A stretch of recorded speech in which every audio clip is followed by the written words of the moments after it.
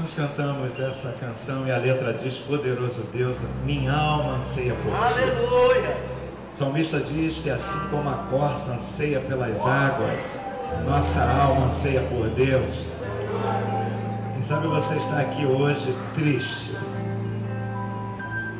por alguma razão, que você, uma luta, talvez você esteja enfrentando, e nesse momento, nessa fase que às vezes nós estamos vivendo, nós pensamos em desistência, em abandonar uma série de coisas que são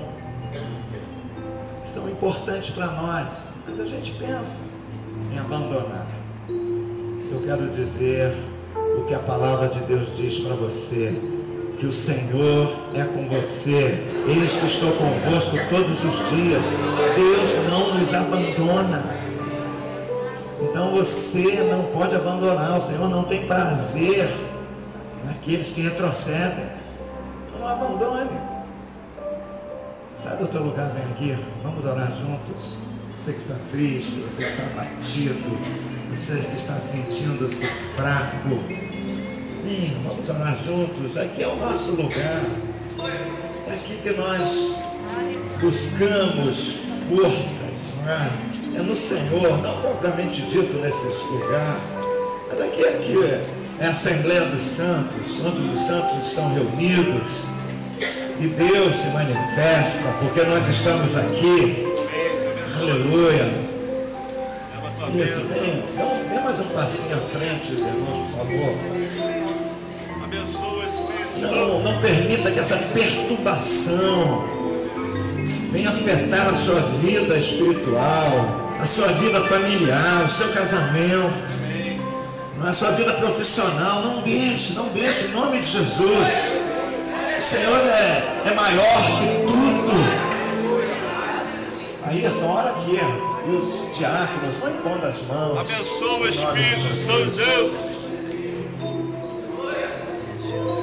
Amém. Deus, louvado seja o teu nome. Sim, Jesus. Te agradecemos, ó Deus, por essa manhã, porque estamos sentindo a tua presença, Senhor.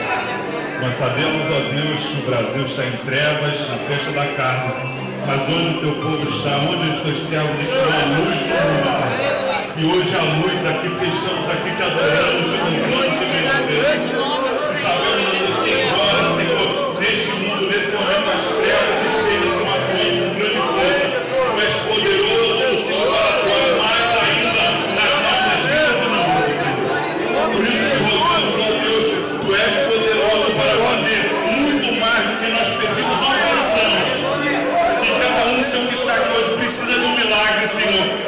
Nós temos pessoas queridas, Senhor, que podem estar à beira da morte. Nós temos pessoas queridas, ó Deus, que estão sendo destruídas pelo maligno. Nós mesmos estamos em trevas, Senhor, lutando, Senhor. As trevas tentando, Senhor, atuar. Mas nós estamos contigo, que és a luz. E a luz resplandece nas trevas, Senhor. Por isso, Deus, eu entrego cada um que veio à frente em tuas mãos. Ó Deus, em nome de Jesus. Como nós já cantamos hoje, Senhor, esse nome que é sobre todo nome, Senhor. Esse nome que está acima de todos os nomes, Senhor, nos céus, na terra e debaixo da terra. Nesse nome, Senhor, que nos garantiu a vitória. Esse nome que nos garantiu o céu. Essa pessoa, Senhor, que nos deu uma vida eterna. Nós cremos, ó Deus, que nesse nome nós somos mais que vencedores. Por isso, Senhor, que essa vitória se manifeste, ó Deus, nas nossas vidas, com paz nos nossos corações, ó Deus. Contempla o coração de cada um. Que a paz que há em Cristo, que excede todo entendimento, possa, Senhor, saciar a nossa alma, Senhor, saciar a alma de cada um sedento nesta manhã. Senhor, que todas as aflições que nesse mundo existem, ó Deus, possam sucumbir diante da grandeza da tua graça nas nossas vidas. Ó Deus, contempla cada um de nós. Contempla, Senhor, esses irmãos queridos. Contempla, ó Deus, as nossas necessidades e manifesta, Senhor, em nossos corações essa paz maravilhosa, Deus. Ó Deus, assim como Paulo, Senhor, naquele momento da prisão, diante de tanto sofrimento, tantos açoites, ele podia cantar hinos, ó Deus.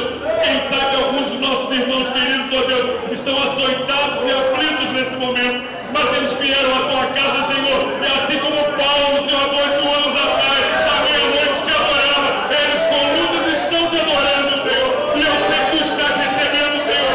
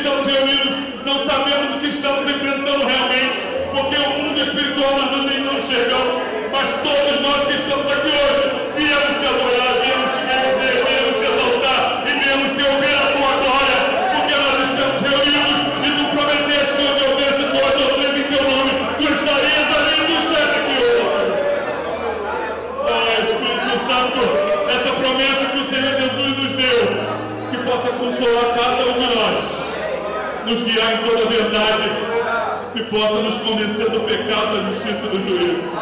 Senhor, eu entrego essas vidas aos teus cuidados. Contempla cada uma delas, Senhor. Manifesta a tua glória, como nós cantamos. Tu eras, tu és e tu hás de vir. Nós entregamos tudo aos teus cuidados, confiados que tu és poderoso, muito poderoso. Tu és todo poderoso. E por isso nós nos dobramos hoje e reconhecemos diante dos anjos, diante dos homens, diante de todo mundo, que nós te amamos acima de todas as coisas. Em nome de Jesus. Amém.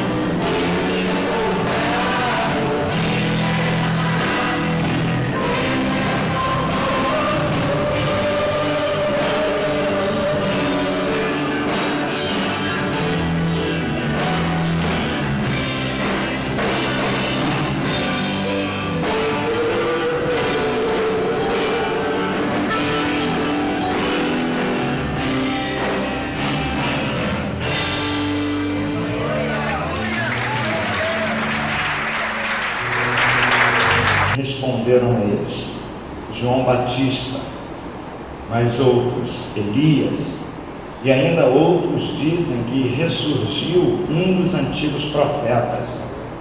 Mas vós, perguntou ele, quem dizeis que eu sou? Então falou Pedro e disse: és o Cristo de Deus. Ele, porém, advertindo-os, mandou que a ninguém declarassem tal coisa, dizendo: é necessário que o Filho do Homem sofra muitas coisas, seja rejeitado pelos anciãos, pelos principais sacerdotes e pelos escribas, seja morto e no terceiro dia ressuscite. Meu Pai, obrigado por tua palavra que nós acabamos de ler. Nos abençoa agora, Jesus, na meditação desta palavra, deste assunto, deste tema tão significativo para todos nós. Jesus faz uma pergunta muito pessoal: quem dizem as multidões que eu sou? O que eu digo a respeito de Jesus? Quem é Jesus para mim? Quem é Jesus para nós? Quem é Jesus para cada vida aqui? Portanto, Senhor, venha nos guiar, venha nos orientar, venha nos abençoar, venha nos renovar as nossas forças. Venha, Senhor, derramar o Teu Espírito Santo sobre nossas vidas. Venha, acima de tudo, glorificar o Teu nome nesta hora. Tira todos os impedimentos, todas as barreiras, lança por terra todos os obstáculos, ó Pai. Exalta e glorifica o Teu santo nome. Fala a cada coração, que saiamos renovados, alegres, felizes pela presença de Jesus Cristo nesta manhã, em nome de Jesus. Amém. Amém. Então, no seu lugar. Meus irmãos, esse tema é baseado em um livro muito conhecido. Não sei se todos aqui já leram esse livro. Se você não leu, eu aconselho a você ler Mais que um Carpinteiro. É um livro interessante, uma profundidade grande. Foi escrito por Joyce McDowell, um homem que tentou provar que o Evangelho era uma farsa, que Jesus era uma farsa. Era um estudioso, quase cientista, e ele começou a buscar elementos para desmascarar os pastores, os crentes de malvado. E ele, nessa sua busca, ele começou a concluir uma série de coisas. Primeiro, ele concluiu todas as documentações, ele encontrou documentos, que esses documentos são mais como é que eu falo, de maior credibilidade do que a maioria dos documentos da história da humanidade. Por exemplo, existem muitas dúvidas sobre grandes personagens na humanidade, que você não tem como provar que eles existiram. Não existem documentos a provar que eles existiram. Em relação a Jesus, ele encontrou uma quantidade imensa de documentos. E com isso, ele, depois, no livro, ele diz que ele não creu por causa disso. Ele creu porque ele foi convencido por alguma coisa sobrenatural. À medida que ele ia encontrando esses documentos, parece que dentro dele, segundo a narrativa dele, havia uma voz que dizia: olha só, não falei? É a mesma coisa de quando alguém fala, eu em casa, ó, lá em casa acontece muito, lá em casa só. E eu falo assim: Sandra, eu coloquei ali. Aí a Sandra fala: não, você não colocou. Aí eu falo: coloquei. Não coloquei, não colocou, eu vou lá ver. Aí eu pego e falo: ó, não falei, tá aqui. Não há como contestar. Aprovado que eu coloquei, não é isso? Então é mais ou menos isso. E aí ele resolveu repassar isso, passar a sua experiência pessoal, o seu crescimento espiritual. E aí eu peguei alguns pontos que eu quero dividir com os irmãos. Primeira coisa, vamos lá. Lucas 9:18 fala que Jesus é o Filho de Deus, não é? E alguns grupos, por exemplo,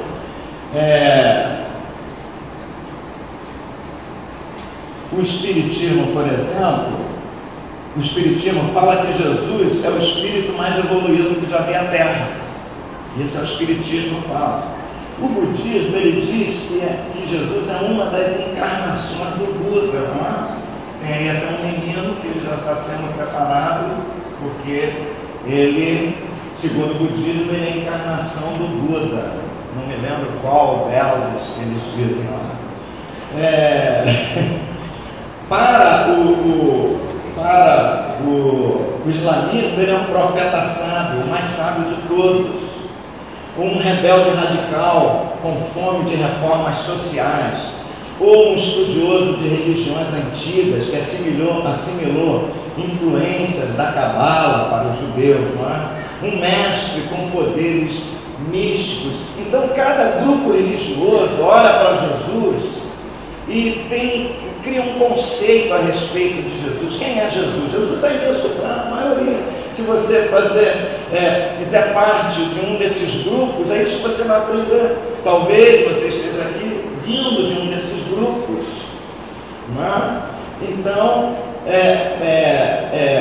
o Filho de Deus é visto dessa forma. Segundo, vamos lá, eu estou sem meu rascunho aqui. Na visão espírita, que é aquele primeiro ponto, ele estabelece quanto ao estado no qual se encontram os espíritos podem ser encarnados, errantes ou puros.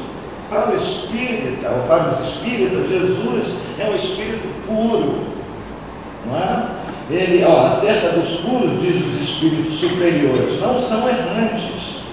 Esses se encontram no seu estado definitivo. Tal é a condição espiritual de Jesus.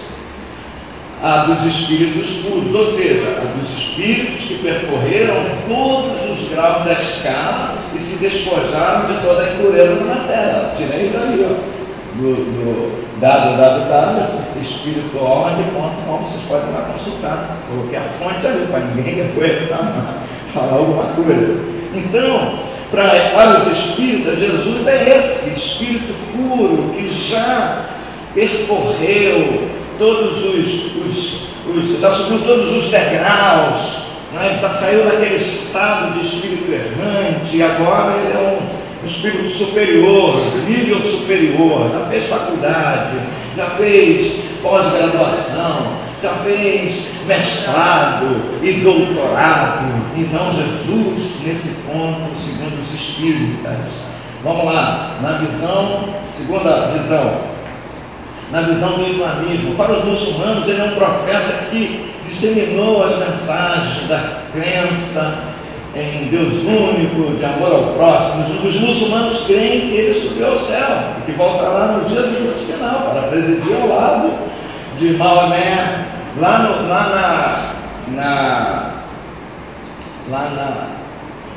em Jerusalém, na mesquita de Jerusalém, está lá. Por trás da mesquita, eu estava lendo sobre isso, por trás da mesquita, você entra na mesquita e por trás dela, assim meio que escondido em árabe, está escrito: não diga que Deus tem um filho. Quer dizer, você, de certa forma, não sei se chega tanto, alguns crentes não entram na mesquita quando vão a Jerusalém para visitar, alguns vão lá visitar como um monumento. Eu talvez entraria, não vejo problema nenhum eu entrar lá para ver como é, até para você falar, né? Para você poder ter base para falar alguma coisa, você precisa ver. Mas esses que não entram, eles dizem isso, que quando você entra, essa frase que está atrás de você, de certa forma, faz de você um confessor. Ah, claro que não, a Bíblia é bem clara: se com a tua boca confessares a Jesus como Senhor, não é isso? E você crê no seu coração, ó, são os instrumentos da nossa fé. Crer com o coração, confessar com a boca. Eu creio, posso até não poder confessar, mas eu creio com o coração. Então, não me faz eu entrar, pelo fato de eu entrar numa macumba, não me faz macumbeiro. Eu entro no McDonald's, eu não sou sanduíche, não é?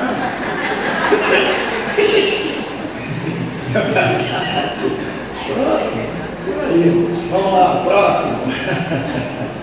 Essa aí é o próximo budista. Para alguns budistas, não todos, Cristo teria sido a reencarnação de Buda. A ideia de que Cristo pudesse ser filho de Deus ou parte de uma santa trindade não encontra eco no budismo, por um motivo simples: o budismo, como o hinduísmo, é uma religião politeísta. São vários deuses, ou seja, nela existem vários deuses, como Brahma, Shiva, enfim, vários deuses. Vamos lá, próximo. Aqui é uma passagem, só para conhecer, não ficar mexendo nisso aí não, é ruim. Na visão do judeu, somente um ser humano como qualquer outro. Jesus era um homem qualquer, nem profeta os judeus gostam de falar. Lá na sinagoga, na sinagoga lá no Recreio, tem um irmão que frequentava lá a nossa igreja, e ele disse várias vezes para mim: essa questão é Jesus. Quem é Jesus? Para os judeus, ele ignorava Jesus. Um homem que legal, um cara meio revolucionário para alguns, mas um cara legal, simplesmente um homem. Tá? Ele não pode salvar a alma, nem ressuscitou. Ele não tomou os nossos pecados na cruz. Não é o Messias está por vir. Então é o entendimento da maioria. Próximo, vamos lá. Na visão pós-moderna, Jesus é visto pelas religiões, aí essa mistura, não é? Desde um profeta até um Deus. Por exemplo, a Igreja Católica crê que Jesus é filho de Deus, é Deus. Continua crendo. Não foge disso. Até um Deus encarnado, mas um ponto comum entre todas essas visões, muita muitas vezes antagônicas ao fato de sua missão ser comum, levar a boa nova aos homens, e por meio da sua mensagem torna o homem uma pessoa melhor, fazendo-o nascer de novo.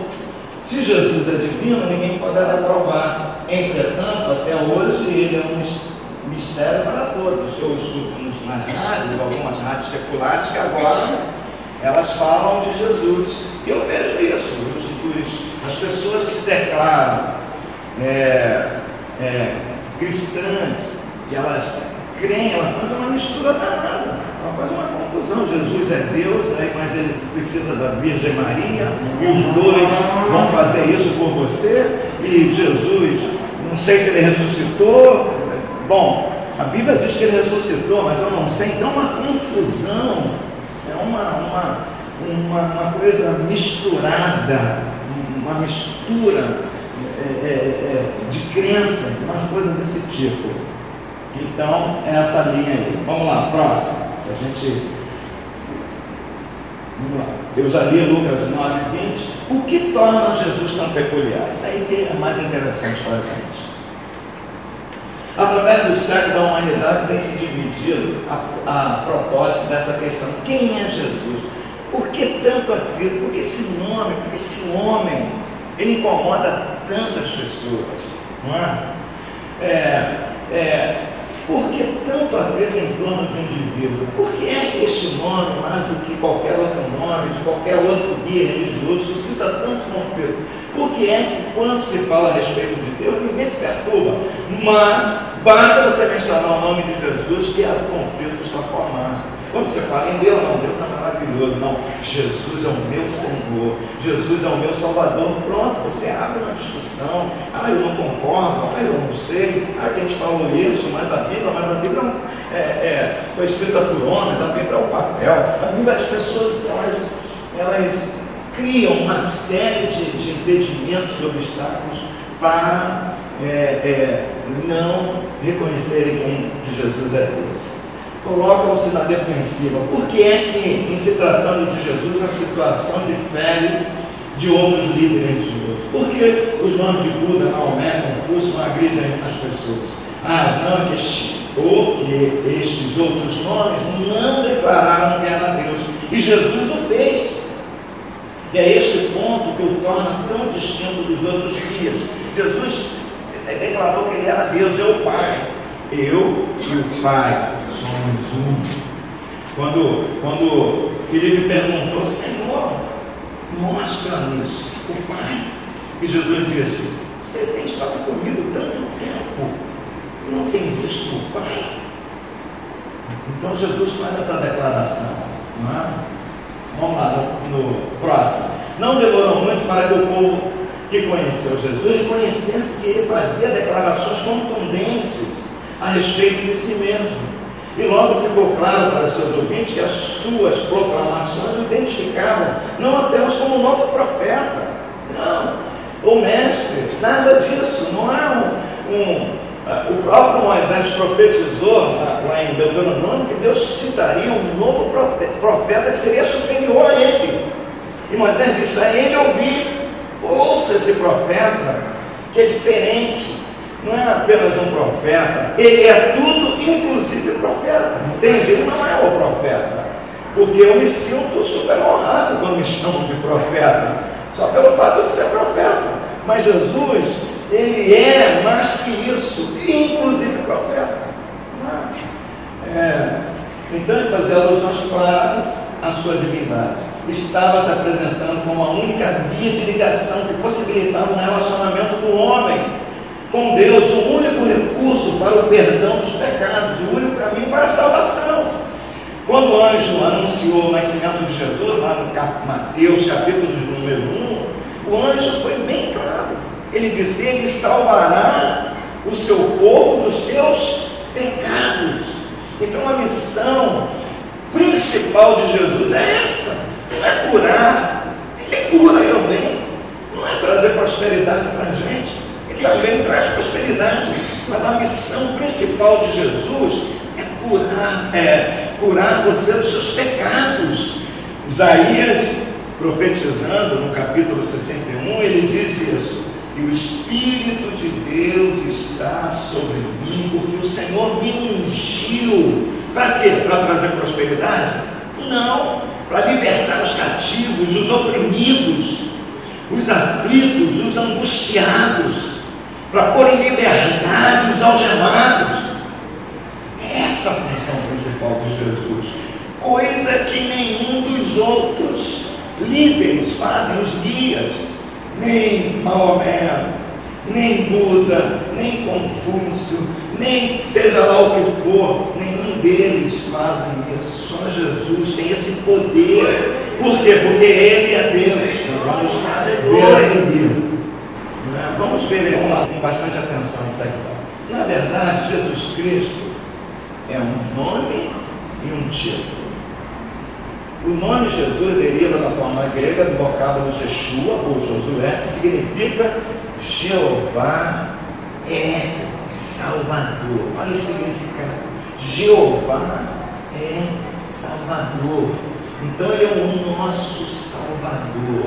Ele veio para nos salvar da nossa desgraça, da nossa miséria. Ou o Senhor salva. O título Cristo deriva da forma grega do vocábulo Messias, ou do hebraico Mashiach. Daniel 9:26, que significa o ungido. É o ungido de Deus. E nós vamos encontrar em vários textos bíblicos os autores chamando Jesus de ungido de Deus. Ele é um ungido de Deus, aquele que Deus ungiu, não é? Isaías 61, ele declara isso: o Espírito de Deus está sobre mim. Ele foi ungido por Deus, ele foi enviado por Deus. Não é isso? Você é enviado por alguém, é ungido, é abençoado, recebe a autoridade de quem o enviou. Foi isso que aconteceu com Jesus, né? O emprego desse título Cristo fala de dois encargos: rei e sacerdote. Olha, ele, além de ser Deus, ele é rei e sacerdote e profeta. Então ele desempenha todas essas funções, ou melhor, nele todas esses ministérios estão contidos em Cristo Jesus. Por isso ele não pode ser comparado a nenhum homem. Só por esses fatos. Se nós falarmos da ressurreição, foi o ponto máximo que Joyce McDowell chegou, em que ele aloprou, ele disse em outras palavras, ele disse: eu quase enlouqueci em saber que Jesus ressuscitou, está vivo. Um homem ressuscitou e vive eternamente. Aí que está o diferencial. Não, um homem reviveu. Lázaro reviveu, mas morreu depois. Jesus ressuscitou e vive eternamente. Eis aqui as minhas mãos. As mãos ele mostrou aos seus discípulos naquele encontro lá em que, quando Tomé estava presente no primeiro encontro, Tomé estava ausente, mas logo a seguir Tomé não quis faltar o culto, porque é uma propaganda tão boa. Por isso que vale a pena fazer propaganda do culto. Os discípulos falaram: Jesus, vem aqui, cara, você não estava, onde você estava? Não, estava cuidando lá de um assunto em casa, estava cansado, mas assim, estava cansado, eu foi dormir, passei da hora, agora não despertou, eu perdi o culto. Aí ele falou assim: mas na próxima eu não vou perder. No próximo culto, Tomé estava lá. Aí Jesus mostrou as suas mãos, mostrou a sua característica. Eles olharam, eles perceberam. Às vezes as pessoas perguntam: mas como as pessoas não conseguiam reconhecer? Meus irmãos, não é como hoje. Volte a 2000 anos atrás, não existia luz elétrica. Hoje, por mais escuridão que exista, tem sempre um ponto de luz em algum lugar. Então, são dois aspectos. O primeiro aspecto. O segundo, o nosso cérebro. Isso eu estou falando, reproduzindo o que o cientista fala. estão falando, eles dizem o seguinte, que após a luz elétrica, nós passamos a desenvolver uma parte do nosso cérebro que identifica, que é mais veloz por causa da luz. A luz elétrica tornou-se essa parte do nosso cérebro mais veloz. Então reconhecemos com rapidez. É assim que funciona. No passado não tinha luz elétrica, lá na escuridão. O pessoal mandava uma luz, quem podia, lâmpada para os meus pés, botar uma luz amarrada nos pés para iluminar o caminho, para ver se é um troço, pedra, buraco, alguma coisa, cobra e outros tipos de coisa. Outros colocavam na testa, não é? Quem tinha a sua casa, uma candeia, que muitas famílias não tinham, elas tinham uma lamparina para iluminar toda a casa e não tinham azeite para manter a lamparina acesa. Então a lamparina acesa ficava um tempinho, aquele tempo de repente da refeição, e apagava tudo, porque não tinha recursos para manter a lamparina acesa. O azeite que mantém a lamparina acesa. Então todos esses elementos. E aí você não reconhece a pessoa assim, com facilidade, como estou vendo o Rogério, como vocês estão me vendo, a distância, vocês estão me vendo. Não era assim que funcionava. Então havia uma dificuldade para você reconhecer as pessoas. Se era a luz já era ruim, já era fraca, ela não tinha luz, a capacidade que nós temos hoje. Imagine você que não tem muito contato com uma pessoa, você a reconhecer assim à distância, numa penumbra, num ambiente que não é muito iluminado. Oi, quem é? Opa! Quando ali, né, o caso típico que é dado a Jesus, de onde não seria errado quando a gente fala assim, porque aquele irmão é ungido, aquele pastor é ungido, esse título é somente do Senhor Jesus. Ou a gente poderia falar assim, fulano foi ungido por Deus, não que fulano é ungido. Porque ungido é o Senhor Jesus. Não, é uma forma da gente, por exemplo, o que significa ungido? Ungido é aquele separado, enviado, por isso que aconteceu com Jesus. Lá no Antigo Testamento, o que se fazia? Com os profetas, o que os profetas faziam com os reis, né, com os sacerdotes, eles não ungiam? Uma missão. E hoje, por exemplo, nós vamos separar um pastor, o que a gente faz? A gente chama aquele pastor e uma comissão de pastores, pelo menos na nossa igreja, nós ungimos esse pastor, investimos, na realidade, há um diferencial, não tem a menor dúvida, de ungir, o ungido de Jesus e o ungido nosso, não tem a menor dúvida, tem isso, porque o ungido nosso, ele corresponde ao seu ministério, aquilo que você vai fazer, você foi preparado para isso, você é investido de autoridade. Por exemplo, quando eu fui ordenado pastor, eu fui investido de autoridade.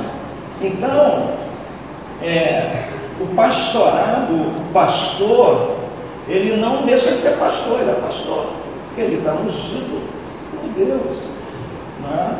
Então Jesus, ele foi ungido por Deus. Aquele nome ali, o título Cristo, significa isso, ungido por Deus, o Messias de Deus, no hebraico lá, no grego é o Cristo, hebraico Messias, grego Cristo, ungido, o separado por Deus. Em relação a nós, não vejo, vamos dizer assim, nenhum mal você dizer que o irmão foi ungido por Deus. Eu vejo o seguinte, eu vejo aquele que recebe essa palavra, o cara se sentir, né, São Deus, a gente é ungido. Eu penso assim, talvez seja isso. Vamos lá, pulando. O Novo Testamento apresenta Cristo como Deus.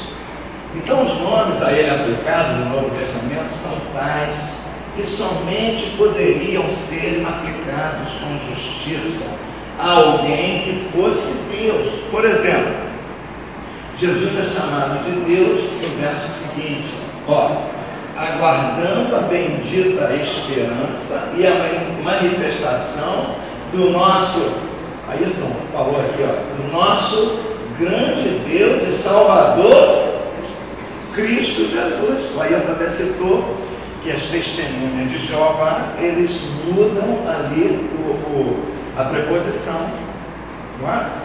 Porque só você não vai encontrar em nenhum outro texto falando a respeito de outra pessoa, do grande apóstolo Paulo, por exemplo.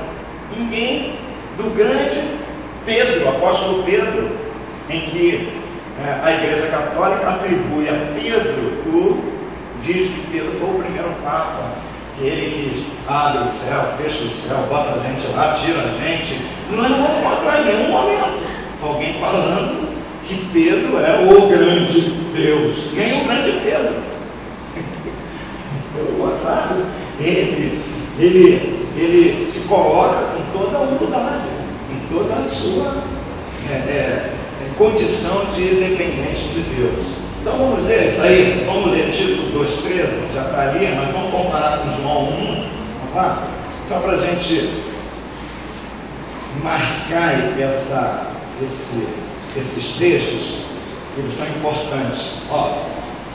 Então vai lá, aguardando a bendita esperança, a manifestação do nosso grande Deus e Salvador, Cristo Jesus.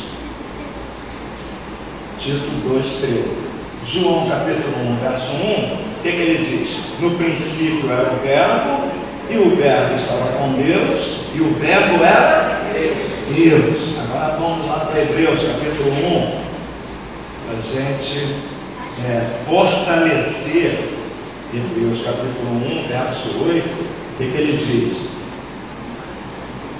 Ele diz a mesma coisa em outras palavras, mas acerca do Filho, o teu trono, ó Deus, é para todo o sempre. Mas acerca do Filho, o teu trono, ó Deus, é para sempre. Vamos para Romanos capítulo 9, voltar agora, verso 5, só para a gente não deixar escapar. Romanos 9, verso 5. Romanos 9, 5. Deles são os patriarcas, e também deles descende o Cristo, segundo a carne, o qual é sobre todos Deus bendito para todo o sempre. Amém.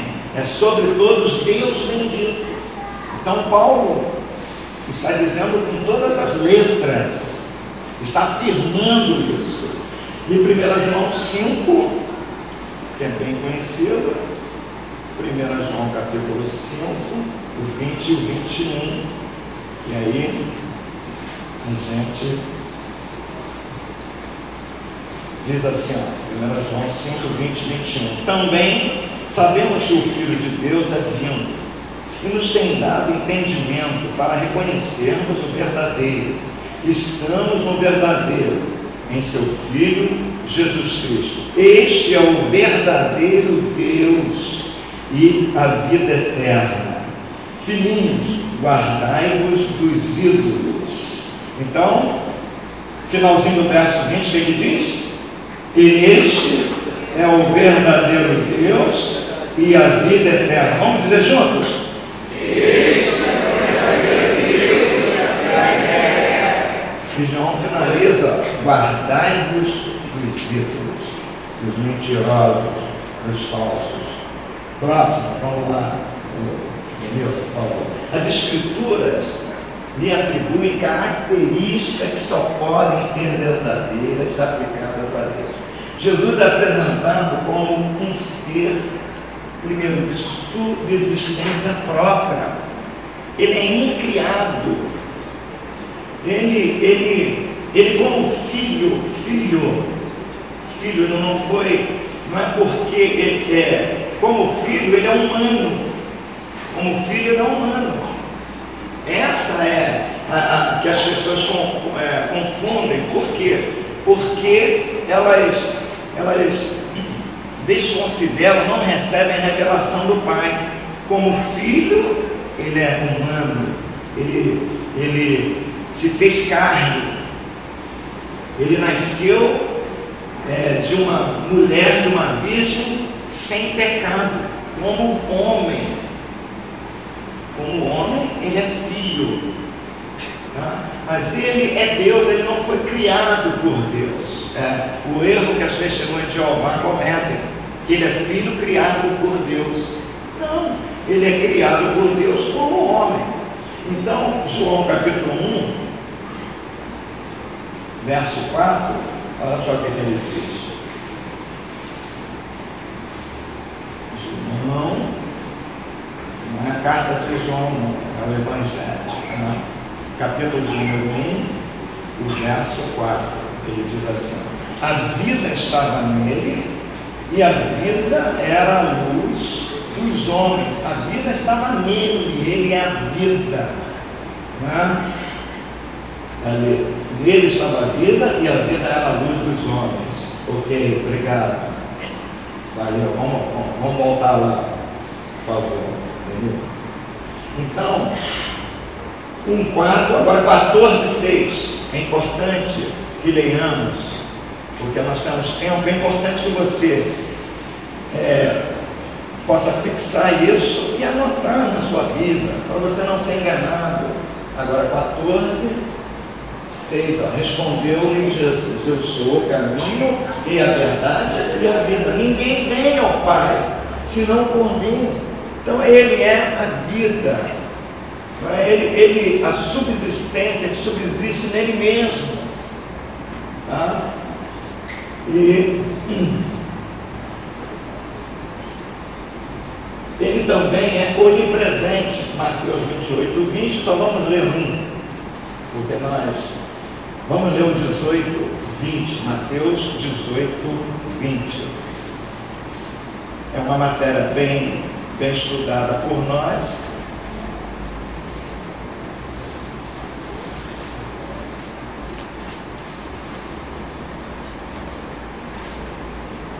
Mateus, eu falei o quê?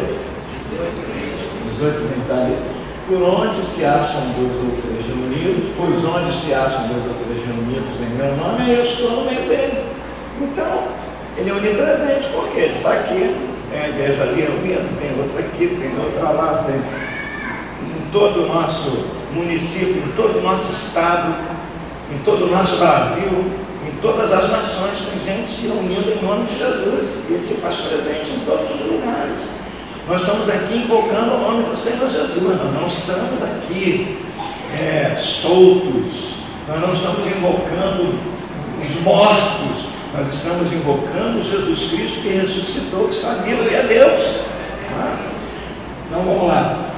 Onipresente é onisciente também, ele conhece todas as coisas, ele sabe todas as coisas. Aí vamos continuar em Mateus, Mateus 17, 22 a 27. Você pode colocar aí, Mateus 17, 22 a 27. Depois você anote todos esses textos que são importantes. Não despreze, não deixe passar, não. Anote, é importante. Eu já anotei em outra ocasião, anote de novo. Ora, achando-se eles na Galiléia, disse-lhe Jesus: o Filho do Homem está para ser entregue nas mãos dos homens. Vamos lá, e matar-o-ão, e ao terceiro dia ressurgirá. E eles se entristeceram grandemente. Tendo eles chegado a Cafarnaum, aproximaram-se de Pedro os que cobravam as dracmas, e lhe perguntaram: o vosso mestre não paga as de dracmas? Aí disse ele: sim. Ao entrar Pedro em casa, Jesus se antecipou, perguntou: o que te parece, Simão? De quem cobram os reis da terra imposto ou tributo? Dos seus filhos ou dos alheios? Pedro inteligentemente respondeu. Quando ele respondeu dos alheios, disse-lhe Jesus: logo são isentos os filhos, mas para que não nos escandalizemos, vai ao mar, lança o anzol, tira o primeiro peixe. O primeiro. Jesus falou, fica lá, joga o anzol, vamos ver. Vai passar um peixe lá de repente, quem sabe, uma sorte. Não, tira o primeiro peixe que subir, e abrindo-lhe a boca encontrarás um estátua. Toma-o e dá-o para mim, para ti e por ti. Então Jesus sabia, Jesus sabe, Ele conhece todas as coisas, Ele conhece todo esse universo, foi Ele quem criou. O profeta Isaías fala que é a criação do Senhor, que esse universo está em suas mãos, que Ele conhece todos os detalhes dessa criação. Então Ele sabe, Ele é onisciente, Ele sabe da nossa dor, da nossa luta, da nossa aflição, aquilo que nós falamos, aquilo que nós pensamos. Mal a palavra chega aos nossos lábios e Ele já sabe, disse o São Luís. E como possuindo vida eterna. 1 João 5, 11, 12. Vamos, 1 João 5, 11 e 12, para a gente parar aí, ver se consegue colocar. E o testemunho é este, que Deus nos deu a vida eterna, e esta vida está em quem? Esse é o Filho, em Jesus Cristo. A vida eterna está em Jesus Cristo. Quem tem um Filho tem a vida, quem não tem o Filho de Deus não tem a vida. Então, veja bem, são características de Jesus, que pelo raciocínio lógico, pelo conhecimento teórico, você não consegue compreender isso. Deus tem que revelar para você. Ele precisa revelar ao homem, tirar dos seus ouvidos os bloqueios, tirar dos seus olhos as escamas, para que ele possa entender a grandeza de Deus. O apóstolo Paulo fala que os homens naturais, eles não conseguem discernir as coisas espirituais, porque as coisas espirituais, elas se discernem, espirituais como espirituais. Não é discernida nesse campo, no campo material, no campo natural. Então Deus precisa revelar para a gente. Vamos lá, o passo seguinte, próximo tópico, por favor, o outro. Daqui a pouco estamos encerrando, irmãos. Jesus recebeu honrarias e adoração somente devidas a Deus, e Ele não rejeita.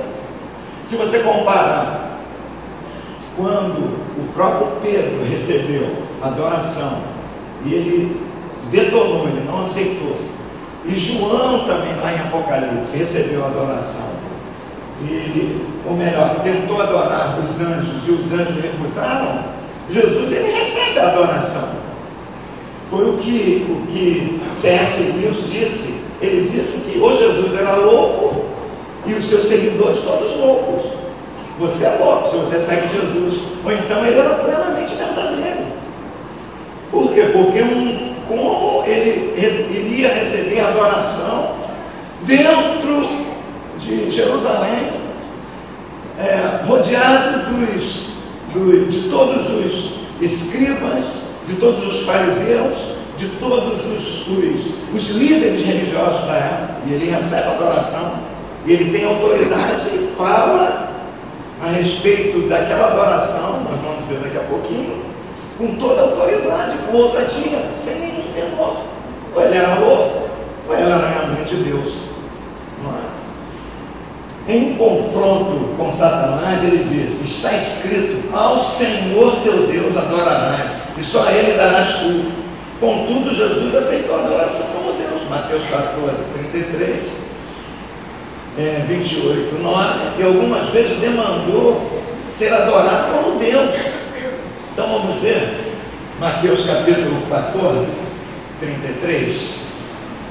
14, 33. Vamos ver.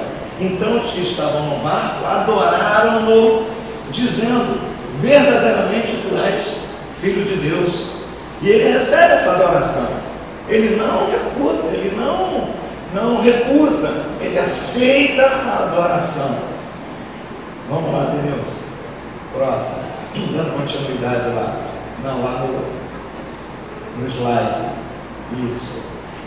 Algumas vezes demandou ser adorado. Aí sim, vamos ver João 5:23 com Hebreus 1:6. Eu queria da gente comparar isso. João 5:23, para que todos honrem o Filho, assim como honram o Pai. Quem não honra o Filho não honra o Pai que o enviou. Agora vamos ver Hebreus capítulo, esqueci o capítulo, 1:6. E outra vez, ao introduzir no mundo o primogênito, diz que todos os anjos de Deus o adorem. A honra ao Filho de Deus, a Jesus Cristo Filho. Preste atenção, Jesus Cristo Filho, porque é a missão do Filho a salvação. Se nós não honrarmos o Filho, como nós vamos obter tão grande salvação? Diz o autor de Hebreus. Se você não aceitar o Filho, e se você não aceitar o Filho, você não tem condições, você não vai honrar a Jesus. E se você não honrar a Jesus, que é o Filho, como você vai honrar o Pai? Então eles estão ligados, é uma ligação. Da mesma forma o Espírito Santo, se você resistir o convencimento do Espírito Santo, como você vai crer em Jesus Cristo? São todos ligados, eles estão unidos. Pai, Filho e Espírito Santo, não há como divididos. E assim nós devemos caminhar. A igreja deveria caminhar dessa forma. Nós deveríamos ter essa consciência. Precisamos absorver esse ensinamento, essa verdade absoluta, e não permitir que, em hipótese alguma, venham nos separar. O inimigo venha nos separar de maneira nenhuma. E ele articula isso para nos separar, porque sabendo que se nós estivermos separados, nós nos enfraquecemos. Se eu estiver separado dos irmãos, eu não oro por vocês não oram por mim, e aí eu me enfraqueço, eu fico lutando sozinho, e uma ovelha sozinha, sem estar no meio das outras ovelhas, sem estar inserida no aprisco, ela é uma presa fácil para o lobo. Então precisamos resistir isso. Foi a oração de Jesus em João capítulo 17. Ele disse que nós deveríamos lutar por essa unidade, porque Ele já estabeleceu a unidade, já foi estabelecida, e Ele dá o exemplo. Amém? Amém. Vamos lá, o próximo slide. O próximo, Denilson. Olha, isso é interessante. A maioria dos seguidores de Jesus eram judeus de profundas convicções religiosas, que acreditavam em apenas um Deus, um Deus verdadeiro, eram monoteístas até o fundo da alma. No entanto, reconheceram-no como Deus encarnado. Vocês percebem que Pedro, por exemplo, ele luta, ele batalha de tal maneira nas suas convicções. É um camarada que é firme, ele crê nos seus valores, e aqui ele reconhece Jesus como Deus, Jesus como Senhor, Jesus como Salvador, e ele declara isso, que Jesus é o Senhor. Não é isso? Quando ele diz aqui, naquele texto de Mateus, capítulo de número 16, tá? Pode colocar aí comigo, se eu esqueço de ver. Mateus capítulo 16, verso 17. Disse Jesus: bem-aventuradas tu, Simão Barjonas, porque não foi carne e sangue que te o revelou, mas meu Pai que está nos céus. Então ele foi revelado por Deus, por isso que ele declarou que Jesus Cristo é Deus. A nossa declaração, irmãos, é em virtude da revelação do Pai. O Pai nos revelou. Fala ao meu coração, eu tenho essa convicção que Jesus é Deus. Vamos lá. Volta lá para o slide, por favor. Então, percebam que Paulo, Pedro, Marta, Natanael, Estevão, Tomé, todos eles declararam. Paulo, uma infinidade de vezes, ele declara que Jesus Cristo é Deus, que Jesus Cristo é Senhor. E próximo slide. Jesus se declarou Deus. Jesus disse, meu Pai e não nosso Pai. Uma reflexão interessante aí, esse texto. E depois acrescentou, trabalha até agora. O fato dele haver pronunciado essas duas frases colocavam em igualdade de condições com Deus e no mesmo plano de atividades. Os judeus não se referiam a Deus como meu Pai, sempre o nosso Pai. Jesus não somente reivindicara uma igualdade com Deus como seu Pai, mas também declarava que era um com o Pai, como declara em João capítulo 10. Então ele se iguala ao Pai. Eu e o Pai somos um. O meu Pai, ou seja, a intimidade, a igualdade, ele sendo Deus, eles decidiram que o Filho viria, que o Filho seria criado um homem. Deus não criou Adão lá no Jardim do Éden? Criou lá no Jardim do Éden. Então o homem Jesus foi criado para salvar a humanidade. O homem foi criado, o homem Jesus foi criado, ele nasceu no ventre de uma mulher, mas ele não nasceu da vontade do homem, ele nasceu da vontade do Pai. Por isso que o apóstolo Paulo, escrevendo aos Coríntios, ele classifica Adão do Éden como o primeiro Adão, e chama Jesus de Adão como o segundo Adão. Ou seja, todos os dois foram criados por Deus especificamente, por Deus, para determinadas missões, ou determinada missão. Vamos lá. Muito tempo passa, não estou chegando ao fim. Jesus se declarou, Jesus se proclamava a sua autoridade para perdoar pecados. Dentro-lhes a fé, Marcos 2,5. Jesus disse ao paralítico, filho, os teus pecados estão perdoados. Pela lei judaica, isso era algo que somente Deus poderia fazer. Eles refutam, não é? Os fariseus, os que estavam ali, eles refutaram isso, falaram isso com Jesus. Mas lá Isaías 43:25 restringe essa prerrogativa apenas a Deus. Os escribas perguntaram, por que fala ele deste modo? Isto é blasfêmia. Quem pode perdoar pecados senão um que é Deus? Então Jesus indagou o que seria mais fácil dizer, teus pecados são perdoados, levanta-te e anda. Aí ele aplica o sentido da sua vida. Ele é Senhor de tudo. Ou seja, perdoar pecados é a sua principal missão. Curar enfermos, isso é segundo plano. Só que nós não entendemos isso às vezes. Nós pensamos que a vida espiritual, ela torna-se grande, há uma grandeza para nós, quando nós somos curados, quando nós somos prósperos, quando nós deveríamos pensar diferente. Eu me lembro da minha infância, que a igreja evangélica nunca falava não me lembro, não tenho memória disso.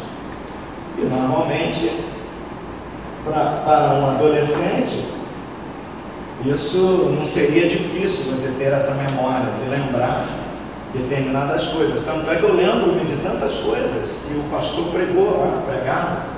Mas eu nunca ouvi o pastor falar de prosperidade na época. Eu me lembro que o pastor pregava a sua mensagem, ou as suas mensagens eram, normalmente ele falava do mundo por vir, do mundo vindouro. E os crentes na época, eles eram até acusados de eles não queriam nada com esse mundo.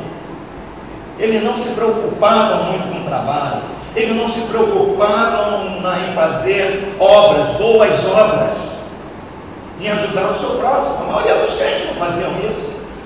Esses trabalhos sociais que nós fazemos hoje, nenhuma igreja evangélica fazia. Isso era para os espíritas e para os católicos, porque eles colocavam isso como tábua de salvação. E por outro lado, a igreja evangélica pensava só no céu. No céu, aí nós vamos embora amanhã. Todo pastor pregava, amanhã Jesus vai voltar. Aí vinha domingo, Jesus vai voltar, não veio nesse domingo, mas veio na segunda, hein? Prepare. Aí os irmãos vinham para cá, todos preparados. E aí ele não vinha na segunda, ele falava, vem na terça. E por aí afora. E os crentes viviam assim. Não se preocupavam com isso mundo. Eu não sou, tanto é que é sempre na Assembleia de Deus, os irmãos, quando eu dava testemunho, diziam, quando eu era desse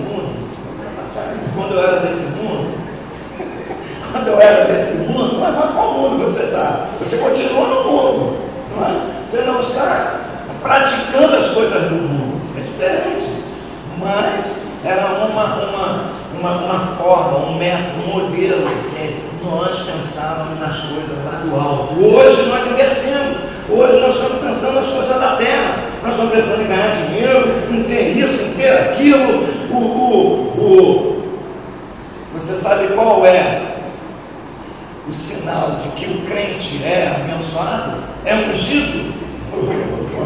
Esse irmão é ungido. Aí ele tem 4 carros. Ele tem casa não sei aonde. É ungido. Totalmente diferente da proposta de Jesus. Ele veio para salvar o homem dos seus pecados. E curar enfermidades é de menos importância do ponto de vista espiritual. Não significa que Deus quer que você sofra. Não é isso. Mas Ele veio perdoar pecados, Ele veio fazer aquilo que nós não podemos fazer. Hoje a ciência está super avançada, várias enfermidades são curadas. Deus tem dado sabedoria e inteligência aos homens, cirurgias que são feitas que jamais se poderia imaginar. Não, a pessoa corta o peito, aí meu cunhado aí, a gente até brinca com ele, fala que ele virou frango, abriu ele aqui, ó, faltou botar farofa.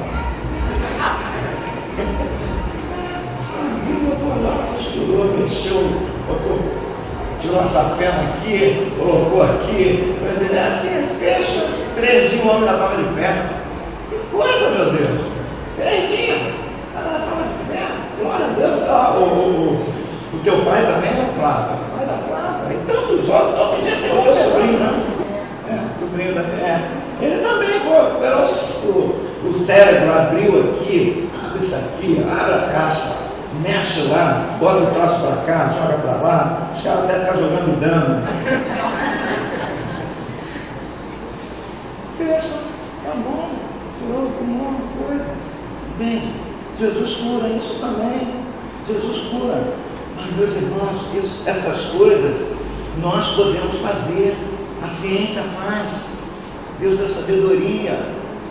O homem tem avançado. Agora, perdoar pecados. Eu não posso perdoar os seus pecados. Você não pode perdoar os meus pecados. Isso somente Jesus Cristo. Mas ninguém. É isso que ele falou. Então Jesus indagou que seria mais fácil dizer: teus pecados estão perdoados, ou levanta-te e anda. Nós estamos aqui porque nossos pecados são perdoados. Eu tenho vida eterna com Cristo. Está fechando. Jesus se declarou Deus. O julgamento de Jesus, as ocorrências daquele julgamento são uma das mais claras referências à proclamação que Jesus fazia de sua divindade. Jesus foi condenado não por alguma coisa que fez, mas a sentença foi por aquilo que ele era e é. Vamos dizer juntos? Deus. Ele é Deus. Por isso você nós temos vida. Vida. Paulo diz assim: que nos deu vida, estando nós mortos em nossos delitos e pecado. Aleluia. Ele nos deu vida. Por isso eu tenho esperança. Por isso oramos uns pelos outros. Por isso Ele nos capacita, nos dá vitória. Amém? Feche os seus olhos. Coloque a mão no teu coração. Não importa a dor, o drama, a agonia, a luta que você está enfrentando, isso vai passar. Em algum momento isso vai passar, meu irmão. E Deus, enquanto essa situação está viva, está latente, Deus está te dando graça, Deus está te sustentando para você continuar a caminhada. Foi o que ele falou ao apóstolo Paulo: a minha graça te basta, Paulo, pois o poder se aperfeiçoa na fraqueza. Portanto, Deus vai te dando graça, vai te sustentando, e você vai chorando, que os que com lágrimas semeiam, com júbilo ceifarão. Aqueles que saem andando e semeando voltarão trazendo seus peixes. Aleluia! Continue semeando, continue caminhando, meu irmão, minha irmã. Não pare, não desista, não desanime, não dê de ombros, não afrouxe, não recue. O Senhor é contigo. Ele te deu o maior, o mais precioso presente que você poderia ganhar: a salvação de Jesus Cristo. Aleluia. Senhor, abençoa a tua igreja nesta manhã. Abençoa o teu povo santo, nação santa, povo de propriedade exclusiva de Deus. Aleluia. Nós somos sacerdotes do Deus Altíssimo. Nós fazemos parte desse sacerdócio real, nesta nova ordem, a ordem de Melquisedeque, e temos como nosso sumo sacerdote Jesus Cristo. Louvado seja o teu nome, aquele que nunca pecou, aquele que é vivo, aquele que não morre, aquele que não precisa oferecer oferta por si mesmo, pois ele é a própria oferta. Ele é o Cordeiro de Deus que tira o pecado do mundo. Portanto, abençoa nesta manhã, abençoa os sacerdotes que estão aqui, abençoa os teus filhos, abençoa a tua igreja, abençoa os teus servos, sustenta cada um, renova as forças. Não permita, Senhor, que haja desânimo, que haja fraqueza. Não permita, Senhor, que venhamos a entrar em colapso. Não permita, Senhor, que venhamos a surtar, mas que estejamos cheios do Espírito Santo. Venha nos encher nesta manhã, venha encher a tua igreja, venha encher o teu povo do teu poder, Jesus, desse poder salvador, desse poder soberano. Venha nos ungir com o teu óleo. Aleluia. Louvado seja o teu nome. Sustenta-nos nesta rocha, e sejamos sustentados nesta rocha firme que se chama Jesus Cristo. Aleluia. Esta rocha poderosa, esta rocha que nos dá vida, esta rocha que jorra a água viva, a água que vem do céu, essa rocha poderosa que é Jesus Cristo. Abençoa a tua igreja, abençoa a nossa família, abençoa-nos nesta manhã, abençoa esses dias de trevas, esses dias de folia, de coisas falsas, de mentiras, Senhor, que nós estamos vendo, Jesus, famílias sendo destruídas, lares sendo arrasados, atacados. Meu Deus, que estejamos firmes para dar uma palavra ao necessitado, aquele que precisa de um consolo, de um conforto, desta mãe que chora, deste filho que é escravo, que é prisioneiro das drogas, deste marido que é viciado. Meu Deus, vem com o teu socorro, vem com a libertação. Liberta, Jesus, pois a libertação traz a salvação que vem com as suas asas. Aleluia. Louvado seja o teu nome, Senhor. Nos abençoa nesses dias. Guarda-nos, Senhor. Guarda os nossos filhos, guarda as nossas crianças, guarda o nosso lar. Livra-nos do mal, do pecado. A graça do nosso Senhor e Salvador Jesus Cristo, que o amor de Deus, o nosso Pai, que as consolações, o poder, o refrigério do Espírito Santo do Deus vivo repouse sobre todo o povo de Deus, desde agora e para todos sempre.